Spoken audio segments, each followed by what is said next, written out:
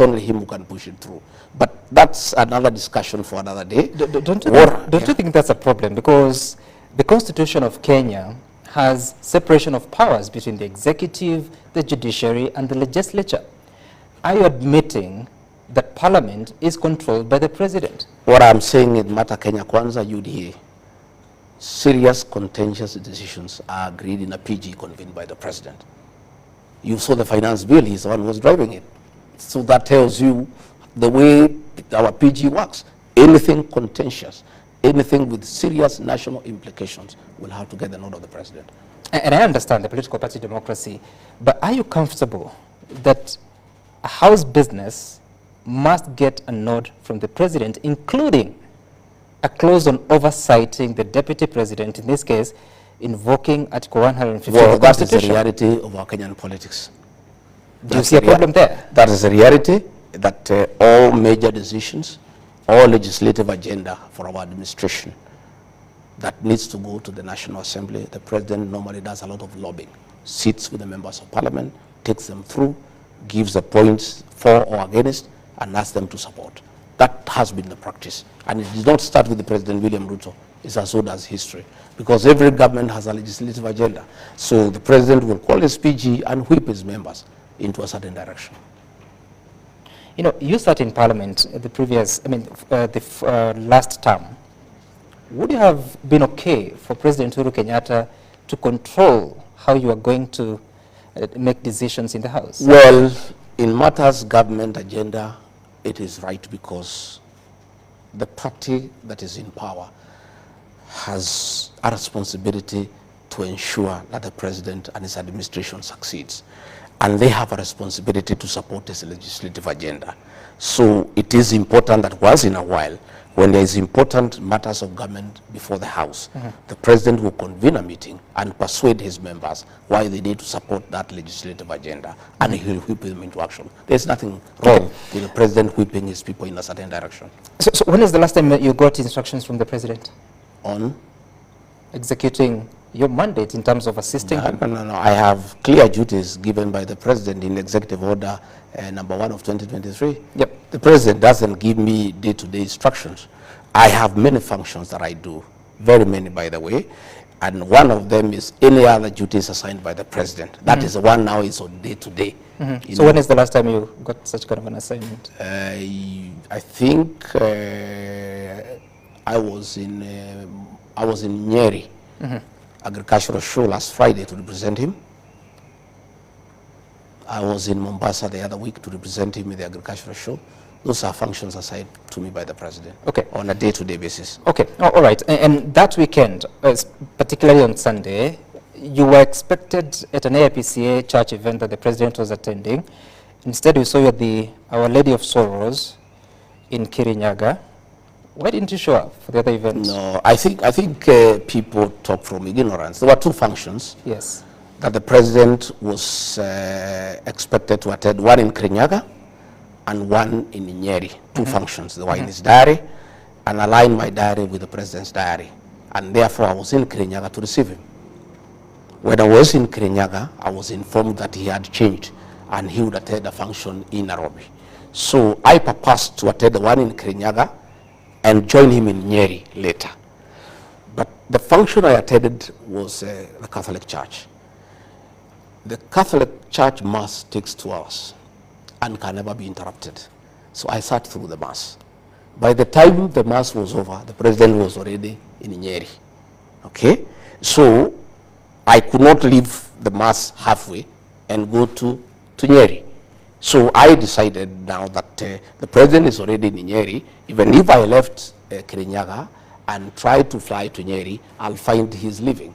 So it will not make sense. So I decided to stay in Kirinyaga and represent him. By the way, he was the chief guest in Kirinyaga, and there was even a plaque.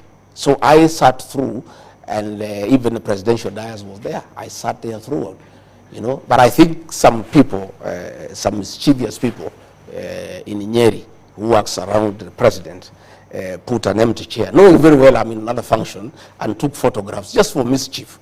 You know what happens in the presidency. There's a lot of mischief around. You say mischief, but that seat was next to the President. Yeah, it was there. But everybody, you know, my protocol people said I'm in Kirinyaga.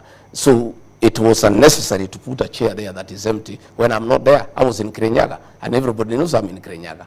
So they should have removed the chair or get somebody else who Had you confirmed that you'd be in the Nyeri event? Yeah. Had you confirmed that you... Yes, I had confirmed I'm in Nyeri. So it is in order for them to put a chair there? No, but we give information that we cannot make it.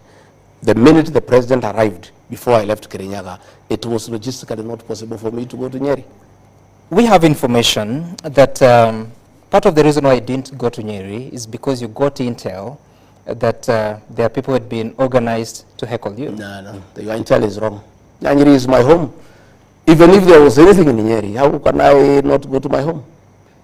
Nobody, for the avoidance of doubt, can heckle me in Nyeri, in the Mount Kenya region. Nobody. I attend all functions. Yep.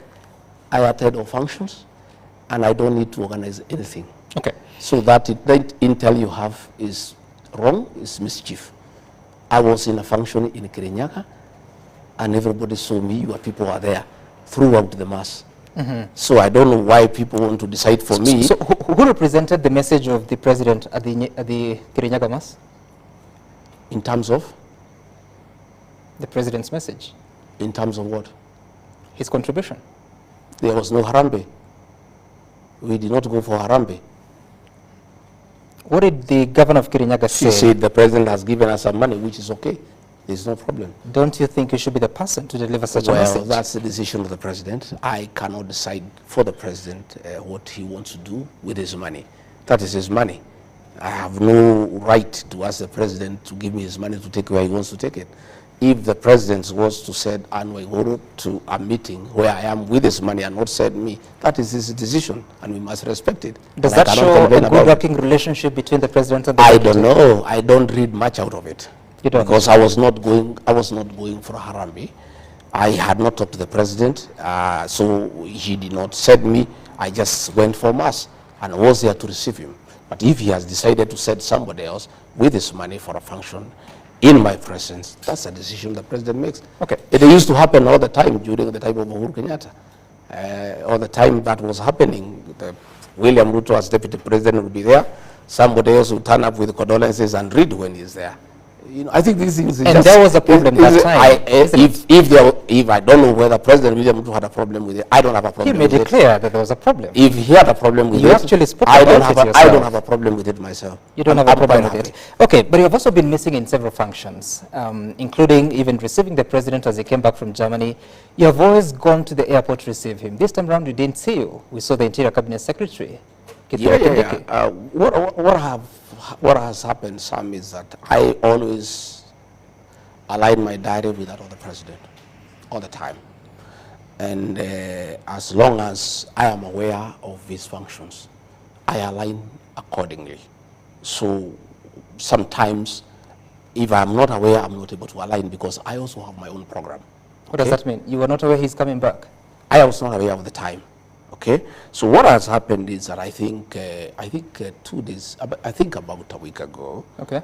I think about a week ago, we have a diary for the president where I am there, my private secretary is there, my chief of staff is there, and all his issues are there. So we align. I think about a week ago, we were removed from that diary, you know. So we are not able to follow exactly what is going on. So we are not able to align.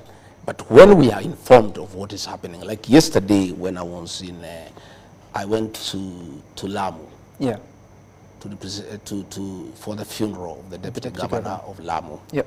Who is a good friend of mine, and I am also in charge of intergovernmental coordination, so matters devolution are my purview.